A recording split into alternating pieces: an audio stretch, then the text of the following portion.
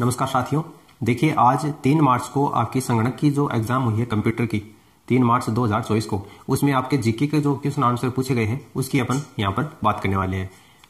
जो अपन पहले जीके के मैंने आपको वीडियो प्रोवाइड किए हैं, लगभग सारे क्वेश्चन उसी में से पूछे गए हैं। 1-2 क्वेश्चन अलग है, वो अलग कौन कौन से क्वेश्चन है उसकी भी अपन यहाँ पर बात करेंगे। तो देखिए आपको जो 100 क्वेश्चन पूछे गए थे उसमें जीके के लगभग 30 क्वेश्चन थे। तो उस 30 क्वेश्चन में आपको एक क्वेश्चन ये दिया गया था, ये आपको सम्मिलित करना था। एक तरफ सूची फर्स्ट दे रखी है और सूची सेकंड है, और नीचे देखे कोट के आधार पर आपको चयन करके बताना था। तो देखिए राजस्थान का कबीर किसको कहते हैं अपन? दादू दयाल जी को राजस्थान का कबीर कहा जाता है। देखिए दादू दयाल जी का जो जन्म है वो आपका 1544 में हुआ था अहमदाबाद गुजरात में। इनका जो लालन पालन है वो लोधीराम जो ब्राह्मण है और सावित्री देवी उनके द्वारा इनका लालन पालन किया गया था। ये दादू दयाल जी है, उनके गुरुजी का नाम पूछे तो वृद्धानंद या बुद्धाराम या बुड्ढन जी इनके गुरुजी का नाम है। राजस्थान का कबीर इनको कहा जाता है। तो राजस्थान का कबीर क्या हो जाएगा आपका? संत दादू दयाल जी हो जाएगा। दादू जी ने देखिए दादू पंथ की स्थापना की थी 1574 में, और दादू पंथ की जो प्रधान पीठ है वो आपकी है नरेना जयपुर, नरेना या फिर इसको नरेना के नाम से भी जानते हैं। और दादू जी ने अपने जो प्रथम उपदेश दिए थे वो 1568 ईस्वी में सांबर जयपुर में दिए थे, और 1585 में फतेहपुर सीकरी उत्तर प्रदेश में अकबर से इन्होंने मुलाकात की थी, और संत सम्मेलन की अध्यक्षता भी दादू जी ने की थी। दादू जी के जो उपदेश हैं वो आपके दादूवाणी कहलाते हैं, और दादू जी जहां पर उपदेश देते हैं वो स्थल आपका चौगान कहलाता है, और जो सत्संग है जागरण है उसको अलग दरीबा के नाम से जाना जाता है। दादू जी के जो प्रमुख ग्रंथ हैं उसमें मुख्य रूप से आपका कायाबेली ग्रंथ पूछा जाता है, परिचय का अंग है, दादूवाणी है, दादूरा दोहा है, हरडे वाणी है, अंगवधु है। ये कुछ प्रमुख ग्रंथ हैं दादू जी के। तो राजस्थान का कबीर किसे कहा जाता है? दादू दयाल जी को कहा जाता है। राजस्थान की जलपरी तो ये आपकी रीमा दास को कहा जाता है। राजस्थान का लोह पुरुष तो ये आपका दामोदर लाल व्यास को, और रेल वाला बाबा यह आपका किशन लाल सोनी को कहा जाता है। यानी कि 4, 3, 1 और 2, 4, 3, 1 और 2। तो ये आपको दूसरे ऑप्शन में देखा है, इसलिए यही क्या हो जाएगा? इसका करेक्ट आंसर हो जाएगा।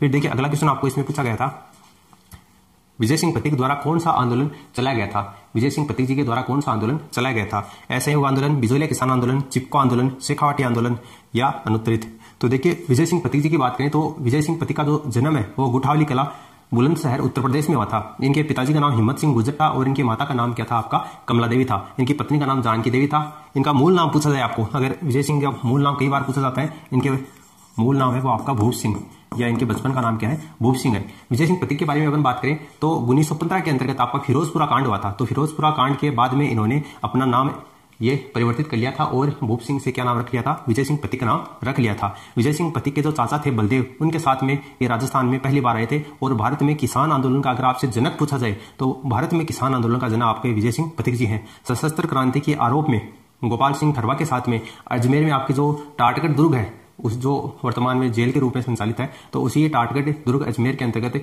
ये कैदी के रूप में रहे थे। जेल से फरार हो गए थे बाद में ये, और विद्या प्राचीन्य सभा जो कि हरिभाई किंकर के द्वारा स्थापित की गई थी, वहां पर शिक्षक के रूप में इन्होंने कार्य किया था। 1916 में बिजोलिया किसान आंदोलन के ये नेता थे। तो यही आपसे पूछा गया था कौन सा आंदोलन इन्होंने चलाया था, तो बिजोलिया किसान आंदोलन क्या हो जाएगा? इस क्वेश्चन का करेक्ट आंसर हो जाएगा। और 1917 के अंतर्गत आपकी हरियाली अमावस्या के दिन किसान पंचायत बोर्ड या उपरमाल पंच बोर्ड के नाम से अपन जिसको जानते हैं, उसकी स्थापना इन्होंने की थी, जिनके सरपंच के रूप में मुन्ना पटेल को और सदस्य के रूप में नानजी पटेल और ठाकरी पटेल को बनाया गया था। और इन्होंने विजय सिंह जो पथिक है, इन्होंने एक समाचार पत्र जारी किया था प्रताप नाम से।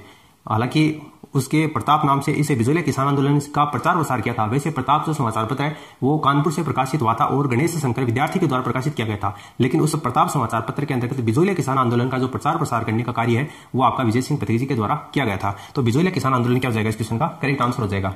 फिर आपको अगला क्वेश्चन दिया गया है, निम्नलिखित में से कौन सा पूर्वी मैदानों का भाग नहीं है? यानी कि आपका इस तरीके से जो राजस्थान का अगर मैप देखा जाए तो इसमें आपका जो पूर्वी मैदानी भाग है इसका हिस्सा इनमें से कौन सा नहीं है, ये आपको पूछा गया था। देखिए अजमेर आता है इसमें, और बूंदी कोटा भी आता है, लेकिन माउंट आबू आपका सिरोही वाला भाग यहाँ पर आ गया, तो ये आपका पूर्वी मैदानी भाग का हिस्सा नहीं है। इसलिए आपका माउंट आबू क्या हो जाएगा? इस क्वेश्चन का करेक्ट आंसर हो जाएगा। अगर आपको किसी क्वेश्चन में डाउट होता है तो आप मुझे कमेंट करके जरूर बताना। यहाँ पर आपको जो आंसर की प्रोवाइड करवाई जा रही है वो बिल्कुल सही और सटीक आंसर की प्रोवाइड करवाई जा रही है। 1-2 दिन में जो बोर्ड है वो आंसर की डाल भी देगा, तो वहां से भी आप इससे आंसर की को मिलान कर सकते हैं। अगला क्वेश्चन आपको दे रखा है फिर से लोक देवता के बारे में और उनके जन्म स्थान के बारे में आपसे पूछा गया है। यहाँ पर देखिए सूची फर्स्ट के अंतर्गत जो राजस्थान के प्रमुख लोक देवता हैं उनका जन्म कहाँ पर हुआ है ये पूछा है। तो देखिए तेजाजी का जन्म, तेजाजी राजस्थान के काफी फेमस लोक देवता है। तेजाजी का जो जन्म है वो विक्रमी संवत 1130 को हुआ था, और माघ शुक्ल चतुर्थी को हुआ था। अगर ये तो है विक्रमी संवत, लेकिन अगर आपको ईस्वी सन में पूछा जाए तो 1074 में तेजाजी का जन्म हुआ था, और कहां पर हुआ था? खरनाल नागौर में हुआ था।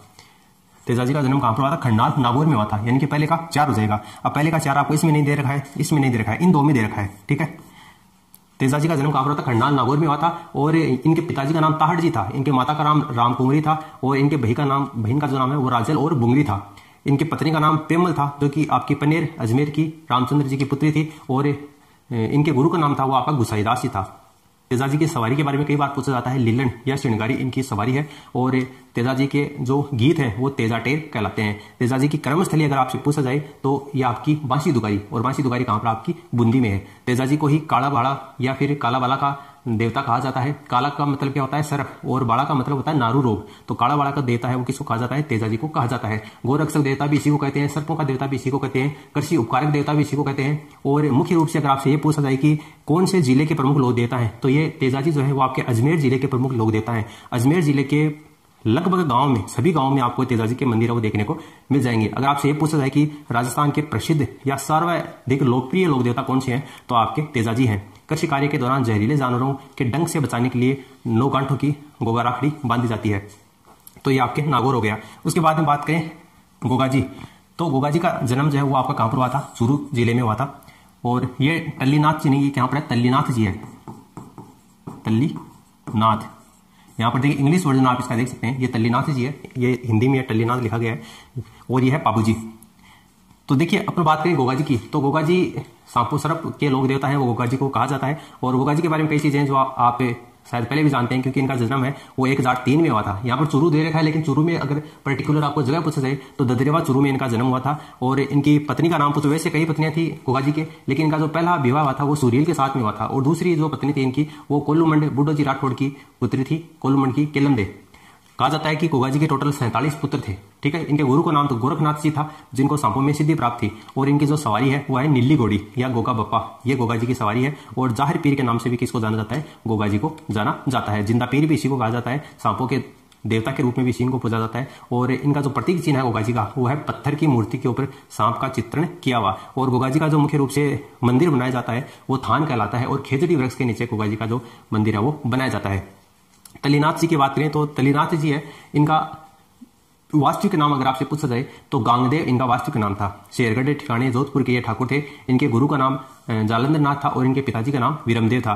इनकी अगर पूजा स्थली पूछी जाए तो आपके पंचमुखी पहाड़ी पांचेटा गांव जालोर के अंतर्गत इनकी पूजा स्थल है। और ये प्रकृति प्रेमी लोक देवता है। कई बार पूछा जाता है कि इनमें से प्रकृति प्रेमी लोक देवता कौन से हैं, तो वो आपके कौन से हैं? तल्लीनाथ जी हैं। पहले लोक देवता है तल्लीनाथ जी, जिन्होंने वृक्ष काटने के ऊपर रोक लगाई थी। तो ये आपके तल्लीनाथ जी हैं। तल्लीनाथ जी का जो संबंध है वो कहां से? आपका कोल्लू से है। और पाबूजी राठौड़, तो पाबूजी राठौड़ का जो देखिए यहाँ पर थोड़ी सी मिस्टेक हो गई। तल्लीनाथ जी का जो संबंध है वो कहां से है? जोधपुर से है। और पाबूजी का जो संबंध है वो कोल्लूमंड से है, ठीक है। तो पहले के अंतर्गत आपका कौन सा हो गया? चौथा हो गया। पहले में चौथा इसमें दे रखा है। दूसरे के अंतर्गत आपका तीसरा, दूसरे का में तीसरा इसमें दे रखा है। उसके बाद में तल्लीनाथ जी का जोधपुर तो इसमें दे रखा है, और पाबूजी का ये आपका कोल्लूमंड, यानी कि ऑप्शन आपको जो सेकंड दे रखा है ये इसका करेक्ट आंसर हो जाएगा, ठीक है। फिर देखिए अगला क्वेश्चन, यहां पर आपको पुस्तक दे रखी है और उस पुस्तक के लेखक कौन है ये आपको बताना है। भारतेश्वर, बाहुबली, रास, पृथ्वीराज रासो, राज विनोद और ग्रंथराज। देखिए इस क्वेश्चन में अगर आपको ज्यादा भी नहीं पता है तो कम से कम इतना तो मैं मानता हूं कि जरूर आपको पता होगा कि पृथ्वीराज रासो किसका है। पृथ्वीराज रासो ग्रंथ वो किसका है? आपका चंद्रबरदाई का है। क्योंकि पृथ्वीराज चौहान के बारे में अगर अपन पढ़ते हैं तो ये क्वेश्चन है वो जरूर पढ़ते हैं। पृथ्वीराज रासो किसका है? चंद्रबरदाई का है। तो दूसरे के अंतर्गत तीसरा है। अब देखो दूसरे में तीसरा कहां पर है? यहां पर नहीं है, यहां पर भी नहीं है। इसका मतलब ये दोनों तो आंसर नहीं हो सकते। दूसरे का तीसरा इसमें है क्या? इसमें भी नहीं है। दूसरे का तीसरा केवल आपको एक ही ऑप्शन में दे रखा है। इसका मतलब आपका आंसर आ गया कौन सा हो जाएगा? चौथा हो जाएगा, ठीक है। दूसरे में तीसरा किसमें? एक में दे रखा है, चंद्रबरदाई होगा। उसके बाद में एक और ग्रंथ है जो कि कई बार पूछा जाता है, राजविनोद। राजविनोद जो ग्रंथ है ये आपके भट्ट सदाशिव का है।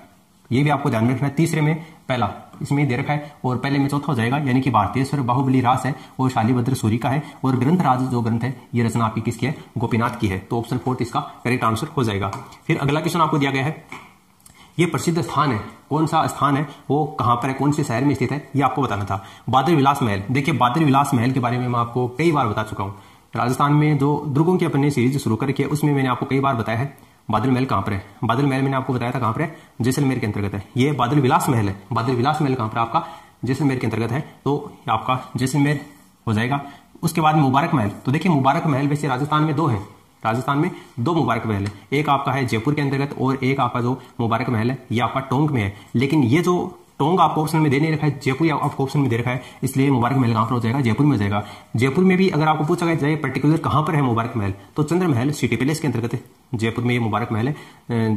चंद्र महल या सिटी पैलेस में जैसे अपन एंटर करते हैं तो इसका जो प्रवेश द्वार है, जिसको वेलकम महल भी बोलते हैं, इसी को अपन मुबारक महल बोलते हैं। और ये भी पूछा जाता है कि ये जो मुबारक महल है ये कौन सी शैली में बना हुआ है, तो राजपूत प्लस मुगल शैली में बना हुआ ये महल है। इसका निर्माण किसने करवाया था, तो माधव सिंह द्वितीय के द्वारा इस मुबारक महल का निर्माण कार्य करवाया गया था। और इसी चंद्र महल सिटी पैलेस के अंतर्गत आपकी ईश्वरी सिंह की छतरी भी स्थित है। वैसे आपका ये जो चंद्र महल सिटी पैलेस है, इसका निर्माण किसने करवाया था, सवाई जय सिंह ने करवाया था 1729 से लेकर 1732 तक। तो उसी चंद्र महल सिटी पैलेस में आपका मुबारक महल बना हुआ है। तो दूसरे में आपका चौथा हो जाएगा। उसके बाद मेहरानगढ़ किला है, ये आपका कहां पर है, जोधपुर में है। और ये अब मैंने नहीं पढ़ाया है, केवल एक ही क्वेश्चन आया है अब तक यहां तक, नेहर खान की मीनार कहां पर है, कोटा में है। इसके बारे में अपन ने बात नहीं की है, बाकी जितने भी क्वेश्चन पीछे आए हैं सबकी बात अपन कर चुके हैं। तो देखिए बादल विलास महल जैसलमेर पहले का चौथा किस में दे रखा है, इन दोनों में दे रखा है, इसमें नहीं है, ये तो हो गया, और इसमें दे रखा है। मुबारक महल आपका जयपुर में है, यानी कि दूसरे में पहला दे रखा है, दूसरे में पहला, इसमें भी नहीं है, इसमें भी नहीं है, यानी कि ये दोनों कैंसिल हो गए, ये हो जाएगा। अगला क्वेश्चन है राजस्थानी भाषा का शब्दकोश, राजस्थानी भाषा का शब्दकोश किसने निर्मित किया, यानी कि ये जो रचना है राजस्थानी भाषा का शब्दकोश ये किसकी है, तो राजस्थानी भाषा का जो शब्दकोश रचना है ये सीताराम लालस की है, सीताराम लालस, ऑप्शन जो सी है ये इसका करेक्ट आंसर हो जाएगा। ठीक है, राजस्थानी भाषा का शब्दकोश। फिर अगला क्वेश्चन, निम्नलिखित में से राजस्थान के किस स्थान पर तेजाजी की याद में मवेशी मेला लगाया जाता है। देखिए मवेशी का मतलब यहाँ पर क्या है, पशु मेला है। ठीक है, तेजाजी का पशु मेला आपसे इसमें पूछा है, तेजाजी का पशु मेला कहां पर लगता है, तो तेजाजी का जो पशु मेला ये आपका पर्वतसर में लगता है। और पर्वतसर कहां पर, आपका नागौर में है, पर्वतसर नागौर में। देखिए पर्वतसर है, यहाँ पर ये पर्वतसर लिखा गया है। ठीक है, पर्वतसर नागौर के अंतर्गत तेजाजी का पशु मेला है। और कब लगता है ये आपका भाद्रपद शुक्ल दशमी को, तेजा दशमी आती है उसी दिन पर्वतसर नागौर में आपका तेजाजी का मेला लगता है। और जो धार्मिक मेला है ये आपका खरनाल नागौर में लगता है। पशु मेला तो लगता है पर्वतसर नागौर में, और धार्मिक मेला लगता है खरनाल नागौर में। गहलोत सरकार के द्वारा 2019 में तेजा दशमी के ऊपर राजस्थान में राजकीय अवकाश की घोषणा भी की जा चुकी है। और वर्ष 2011 में तेजाजी के ऊपर 5 रुपए का डाक टिकट भी जारी किया जा चुका है। तेजाजी का अगर प्रतीक चिन्ह आपसे पूछा जाए तो ये अश्वारोही, यानी ये हाथ में तलवार लिए हुए और घोड़े पर सवार और जीप के ऊपर सर्प के द्वारा डंक मारते हुए इनका एक प्रतीक चिन्ह है। तेजाजी का जो छोटा मंदिर है ये आपका थान कहलाता है। और तेजाजी के जो पुजारी होते हैं मंदिर में उनको आपका घोड़ला नाम से पुकारा जाता है, घोड़ला कहा जाता है। तो ये चीजें हैं ये तेजाजी के बारे में। अगला क्वेश्चन है, निम्नलिखित में से कौन सा सही सुमेलित नहीं है, कौन सा इनमें से गलत है वो आपको बताना है। देखिए माही बजाज सागर परियोजना गुजरात और राजस्थान की बिल्कुल सही है, ये तो कोई डाउट नहीं है। चंबल परियोजना राजस्थान और मध्य प्रदेश की, ये भी बिल्कुल सही है। व्यास परियोजना है ये राजस्थान पंजाब और हरियाणा की है, ये भी सही दे रखी है। लेकिन राणा प्रताप सागर परियोजना ये राजस्थान की तो है, लेकिन राजस्थान के साथ में पंजाब नहीं है, यहाँ पर क्या है, मध्य प्रदेश है। इसलिए कौन सा सही सुमेलित नहीं है वो आपसे पूछा गया था। तो राणा प्रताप सागर राजस्थान और मध्य प्रदेश के, पंजाब की नहीं है। देखिए चंबल नदी के ऊपर ये परियोजना है। चंबल नदी से संबंधित परियोजनाओं की बात करें तो चंबल नदी घाटी परियोजना में मुख्य रूप से 4 बांध बनाए हुए हैं। देखिए चंबल नदी है वो आपकी मध्य प्रदेश की जनपा पहाड़ी से निकलती है और राजस्थान के अंतर्गत ये आपकी 84गढ़ चित्तौड़गढ़ में राजस्थान में प्रवेश करती है। और प्रवेश करती है 84गढ़ चित्तौड़गढ़ में, तो वहां पर आपके राजस्थान में प्रवेश करने से पहले इसके ऊपर एक बांध बना हुआ है मध्य प्रदेश में, गांधी सागर बांध है।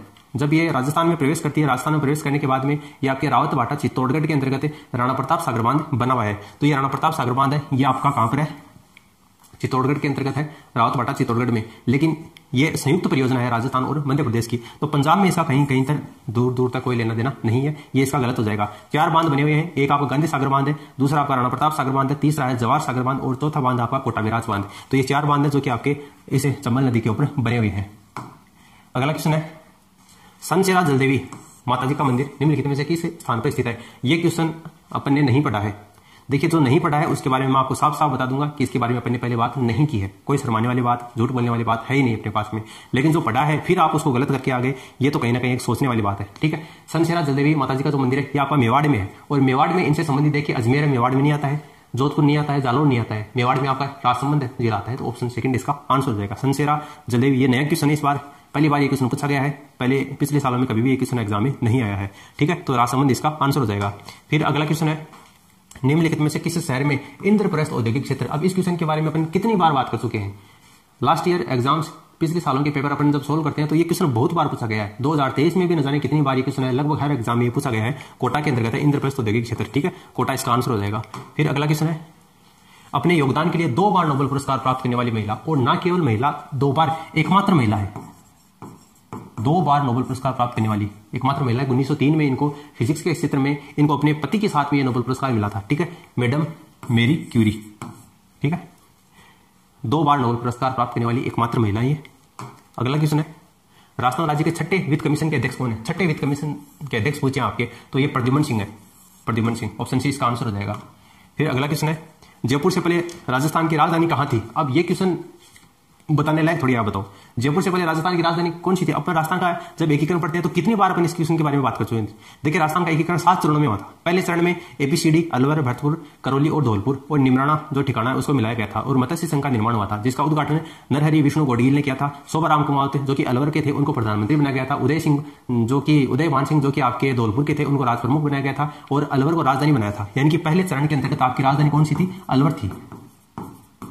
ठीक है, पहले चरण के अंतर्गत आपकी राजधानी अलवर थी। 18 मार्च 1948 को मत्स्य संघ का उद्घाटन हुआ था। के.एन. मुंशी की सिफारिश के आधार पर पहले चरण का नाम मत्स्य संघ रखा गया था, जिसकी औसत वार्षिक आय एक बार पटवारी में पूछी गई थी 184 लाख रुपए। दूसरा जो चरण है ये आपका दूसरे चरण के अंतर्गत अलवर, भरतपुर, करौली, धौलपुर, ये तो आपके पहले चरण में थी। दूसरे चरण में बाबू, झाड़ू, कोपरसाटो, ठीक है, बांसवाड़ा, बूंदी, झालावाड़, डूंगरपुर, किशनगढ़ है और इसके अलावा आपकी टोंक रियासत है, शाहपुरा है। ये रियासतें और मिलान के साथ में दूसरा चरण की जो राजधानी है ये आपके कोटा को बनाया गया था।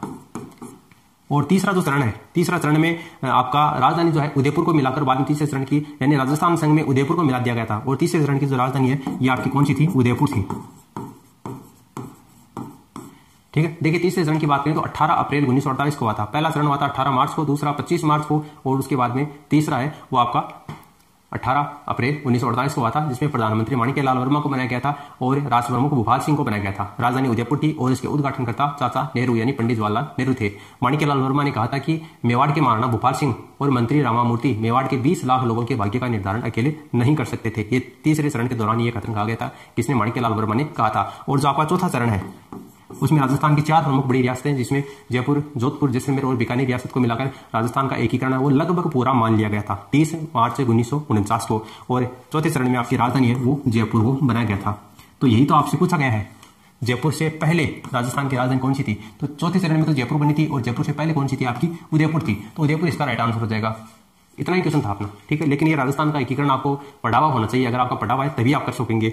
चौथे चरण में राजस्थान का एकीकरण लगभग पूरा मान लिया गया था, यानी कि राजधानी जयपुर को बनाया गया था और पंडित सत्यनारायण राव समिति की सिफारिश के आधार पर राजधानी किसको बनाया गया था? जयपुर को बनाया गया था, जिसमें हाईकोर्ट आपका जोधपुर को मिला था, शिक्षा विभाग बीकानेर में, कृषि विभाग भरतपुर में, वन और सरकारी विभाग कोटा में, खनिज और कस्टम ड्यूटी विभाग आपका उदयपुर में। ठीक है, तो इतनी चीजें हैं ये आपको ध्यान में रखनी है। उसके बाद में कौन से क्षेत्र में रतवाई लोकगीत गाए जाते हैं? तो ये मेवात क्षेत्र का लोकगीत है रतवाई। मेवात आपको कौन से ऑप्शन में दे रखा है? देखिए मेवाती, ये आपका दूसरे ऑप्शन में दे रखा है, ये इसका आंसर हो जाएगा। उसके बाद में वर्ष 2022-23 के लिए राजस्थानी भाषा साहित्य और संस्कृति अकादमी, सबसे पहले तो ये है कहां पर? आपकी बीकानेर में। राजस्थानी भाषा और साहित्य संस्कृत अकादमी कहां पर है? बीकानेर में है। किसे मिश्रण शिखर पुरस्कार दिया गया? तो ये आपका मधु आचार्य, मधु आचार्य को यह पुरस्कार दिया गया। ये करंट अफेयर से रिलेटेड ये क्वेश्चन था, तो मधु आचार्य को यह पुरस्कार दिया गया है। अगला क्वेश्चन है आहड़ का प्राचीन नाम। अब देखिए ये क्वेश्चन डिलीट होगा, कन्फर्म है, ये क्वेश्चन क्या होगा आपका? डिलीट होगा। क्यों होगा डिलीट? राजस्थान की जो सभ्यताएं पढ़ी अभी हाल ही में पढ़ी है, राजस्थान की सभ्यता की 4 वीडियो मैंने आपको प्रोवाइड करवाई, मुझे अच्छी तरीके से याद है। राजस्थान में जो अपने सभ्यताएं पढ़ी है उसमें आहड़ सभ्यता मैंने आपको बताई थी। आहड़ सभ्यता उदयपुर में, स्थानीय भाषा में इसको धूलकोट कहते हैं। और धूलकोट ये रहा धूलकोट, स्थानीय भाषा में धूलकोट किसको कहते हैं? आहड़ को कहते हैं। बनास नदी या बेडस नदी के किनारे है। इसका उत्खनन A.K. व्यास ने, अक्षय कीर्ति व्यास ने सबसे पहले इसका उत्खनन किया था 1953 में। फिर 1954 में R.C. अग्रवाल के द्वारा और विजय कुमार के द्वारा उत्खनन किया गया था। धूलकोट नामक स्थान पर इसका उत्खनन किया गया था। तो धूलकोट किसका नाम आपका? आहड़ का है। लेकिन धूलकोट तो है ही, लेकिन आहड़ के प्राचीन नाम मैंने आपको बताए थे। ताम्रवती नगरी भी किसको कहते हैं? आहड़ को कहते हैं। तो ताम्रवती नगरी भी दे रखा है इसमें, ताम्रवती नगरी। तो ताम्रवती नगरी भी आहड़ का ही उपनाम है। धूलकोट है, ये भी आहड़ का ही उपनाम है। और अघाटपुर, ये अघाटपुर है। यहाँ पर देखिए अगतपुर है लेकिन ये अघाटपुर रहा। अघाटपुर या अघाटदुर्ग, अघाटदुर्ग किसको कहा था? गोपीनाथ शर्मा ने इसको अघाटदुर्ग कहा है। अघाटपुर भी इसका उपनाम है, अघाटदुर्ग इसको गोपीनाथ शर्मा ने कहा है। ताम्रवती नगरी इसी को कहा जाता है। और ये धूलकोट नामक टीले पर सबसे पहले खुदाई हुई थी, इसलिए इसको धूलकोट की सभ्यता भी कहा जाता है। इस क्वेश्चन में मिस्टेक है क्या? तो ये क्वेश्चन डिलीट होगा। देखिए कंफर्म है डिलीट होगा। क्यों होगा? यहां पर आहड़ का प्राचीन नाम नहीं है। अगर ये होता तब इसका आंसर विराट हो जाता, लेकिन नहीं है, ये आपको नहीं दे रखा है। और देखिए द एंशिएंट नेम, प्राचीन नाम ऑफ आहड़ वाज, क्या है? इंग्लिश में भी आपको यही दे रखा है, लेकिन नहीं, यहां पर भी किसी ने नोट नहीं लगा रखा है और यहां पर हिंदी में भी नहीं नाम नहीं दिया गया। इसका मतलब ये क्वेश्चन कंफर्म है डिलीट होगा, क्योंकि अघाटपुर भी इसी को कहते हैं, अघाटदुर्ग भी इसी को कहते हैं, धूलकोट भी किसी को कहते हैं, ताम्रवती नगरी भी इसी को कहते हैं। तो कंफर्म ये क्वेश्चन डिलीट होने वाला है। तीनों ऑप्शन आपके इसके सही दे रखे हैं। फिर अगला क्वेश्चन है, ये फिर से आपको सम्मिलित करना है।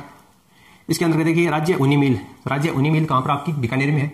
यानी कि पहले का दूसरा दे रखा है। पहले का दूसरा देखो, इसमें नहीं है और इसमें भी नहीं है, इन दोनों में नहीं दे रखा है, ये तो गलत हो गया। पहला का दूसरा इसमें दे रखा है। उसके बाद में देखो सिमको, तो सिमको वैगन फैक्ट्री कहाँ पर है? भरतपुर में है। सिमको वैगन फैक्ट्री भरतपुर में है, जो हम ट्रेन के जो मालगाड़ी के डिब्बे बनाते हैं उसमें आपके भरतपुर में है ही। तो चौथे में पहला देखो, चौथे में पहला दोनों में दे रखा है, ठीक है, यहाँ पर भी आंसर अपना नहीं आएगा। उसके बाद में देखो एसीसी सीमेंट का लाखेरी बूंदी में है, यानी दूसरे में तीसरा इसमें दे रखा है, इसमें नहीं है, यानी कि ये गलत हो गया, ये आंसर हो गया, ठीक है। उसके बाद में ये राजस्थान राज्य रसायन कारखाना, ये केमिकल कारखाना राज्य का कहाँ है? डीडोना में है, ठीक है। तो ये क्वेश्चन इसका आंसर हो गया। अगला अपना क्वेश्चन है, किस व्यक्तित्व के सम्मान में 15 अक्टूबर को विश्व छात्र दिवस मनाया जाता है? विश्व छात्र दिवस डॉक्टर एपीजे अब्दुल कलाम की स्मृति में, doctor APJ Abdul Kalam. Option first इसका आंसर हो जाएगा। अगला क्वेश्चन है, राजस्थान के कौन से शहर को वर्ष 2019 में यूनेस्को द्वारा विश्व धरोहर स्थल की सूची में घोषित किया गया है? तो ये पिंक सिटी जयपुर को घोषित किया गया है। मीराबाई का जन्म कहां पर हुआ है? तो ये कुड़की में हुआ है, सबको पता है शायद आप सभी को, इतना एजुकेशन है। अगला क्वेश्चन है, ओरिएंटल रिसर्च इंस्टीट्यूट। अब देखो यहां पर बहुत से स्टूडेंट हैं वो मात खा गए। ओरिएंटल रिसर्च इंस्टीट्यूट, ये अगर ये देता है कि प्राच्य संस्थान, ठीक है, ओरिएंटल ये प्राच्य संस्थान है, आपसे यही पूछा है प्राच्य संस्थान, तो आपने का बहुत बार पढ़ा हुआ है। अगर रोरी के नाम से आप जिसको याद करते हैं, रोरी, क्योंकि मोस्ट ऑफ द स्टूडेंट ने रोरी कहां पर है? जोधपुर में, इतना याद कर रखा है, लेकिन ये रोरी ही है आपका oriental, ROR, Rajasthan oriental research institute. यह है Rajasthan RORI, Rajasthan oriental research institute, यानी कि रोरी के बारे में आपसे पूछा गया था। रोरी कहां पर? आपका जोधपुर में। थोड़ा सा क्वेश्चन में इसको घुमाया गया था और कुछ नहीं है, इंग्लिश वाला जो शब्द है वो बिल्कुल एज इट इज यहाँ पर छाप के दे दिया। अगर जिन्होंने थोड़ा सा इसको फुल फॉर्म याद करके किया है तो उनका ये आराम से सही हो जाता। अगला है, कौन सा टाइगर रिजर्व है 52वां टाइगर रिजर्व घोषित किया गया है? तो 52 में ये रामगढ़ विस्तारी टाइगर रिजर्व को घोषित किया गया है, रामगढ़ विस्तारी टाइगर रिजर्व है। अगला क्वेश्चन है, राजस्थान के किस राजा को वाकपति की उपाधि से सम्मान किया गया? तो ये मुंज परमार को किया गया, मुंज परमार, ठीक है। ऑप्शन सेकंड इसका आंसर हो जाएगा। चित्तौड़गढ़ का किला किसने बनवाया? चित्तौड़गढ़ का किला। अब देखिए चित्तौड़गढ़ के किले के बारे में आपको कितनी बार बता चुका हूं। चित्तौड़गढ़ के किले में आपको बहुत बार बता चुका हूं, मेरे खुद को नहीं पता कितनी बार बता चुका हूं। चित्तौड़गढ़ का जो किला है ये मैंने आपको बताया था धानोनी श्रेणी को छोड़कर हर श्रेणी में आता है, क्योंकि मेसा के पठार के ऊपर स्थित है, चित्रकूट की पहाड़ी के ऊपर स्थित है, इसलिए गिरिदुर्ग की श्रेणी में आता है। गंभीरी और बेड़स नदियों के संगम पर स्थित है, इसलिए जलदुर्ग की श्रेणी में आता है। क्या पता मैं कितनी बार बता चुका, लेकिन मुझे खुद को जब मैं बताता हूं तो मुझे ऐसा लगता है कि स्टूडेंट ये बोलेंगे कि सर एक चीज को कितनी बार बता दिया आपने, और ये क्वेश्चन आपको एग्जाम में पूछा जाता है। चित्तौड़गढ़ का किला वो चित्रांगद मौर्य के द्वारा बनाया गया था, चित्रांगद मौर्य के द्वारा, चित्रांगद मौर्य, ये इसका आंसर हो जाएगा। इसका मुख्य प्रवेश द्वार वो आपका पाटन पोल है, जिसके ऊपर रावत बाग सिंह का स्मारक बना हुआ है, जो कि देवलिया प्रतापगढ़ के सामंत थे। और चित्तौड़गढ़ के किले को दुर्गों का सिरमौर कहा जाता है, राजस्थान का सिरमौर कहते हैं, राजस्थान का गौरव कहते हैं, दक्षिणी सीमा का प्रहरी चित्तौड़गढ़ को कहते हैं, त्याग और बलिदान का दुर्ग भी चित्तौड़गढ़ को कहा जाता है। राजस्थान का सबसे बड़ा लिविंग फोर्ट पूछा जाए तो वो भी आपका चित्तौड़गढ़ का दुर्ग है। राजस्थान के चित्तौड़गढ़ दुर्ग में 7 प्रवेश द्वार है, जिसमें आपका रामपोल है, उसके ऊपर फतेह सिंह सिसोदिया का स्मारक बना हुआ है, और एक अन्य पोल है भैरव पोल, उसके ऊपर कल्लाजी राठौड़ का स्मारक बना हुआ है। कल्लाजी राठौड़ को 4 हाथों वाले लोक देवता के नाम से जानते हैं, और कल्लाजी राठौड़ की 4 खंभों की छतरी वहां पर बनी हुई है। वैसे कल्लाजी राठौड़ की जो प्रधान पीठ है वो रुणेला उदयपुर में है, और चित्तौड़गढ़ के किले के अंतर्गत आपका पद्मिनी महल है और गौरावादल महल है, वो भी आपका कहां पर? चित्तौड़गढ़ के किले में स्थित है। तो चित्तौड़गढ़ के किले का निर्माण किसने करवाया था? चित्रांगद मौर्य ने करवाया था। राजस्थान का प्रथम ध्रुपद गायक कौन है? राजस्थान का पहला ध्रुपद गायक कौन है, ये आपसे पूछा गया था। तो मधु भट्ट तेलंग, ये राजस्थान के पहले ध्रुपद गायक है। नेक्स्ट क्वेश्चन आपको पूछा गया था, 2011 की जनगणना के अनुसार अकेला भारतीय राज्य जिसमें 2011 की जनगणना की तुलना में जनसंख्या में कमी या गिरावट हुई है, एकमात्र राज्य, एकमात्र नहीं 2011 की तुलना में अकेला, हाँ, भारतीय राज्य कौन सा है जिसकी तुलना में कम हुई है? तो एकमात्र भारतीय राज्य कौन सा है? नागालैंड है, जिनकी जनसंख्या में 2011 के अंतर्गत कमी या गिरावट दर्ज की गई है। तो नागालैंड क्या हो जाएगा इस क्वेश्चन का करेक्ट आंसर हो जाएगा। तो ये इतने क्वेश्चन थे आपके जो कि जीके से रिलेटेड आपको पूछे गए थे कंप्यूटर संगणक भर्ती परीक्षा में।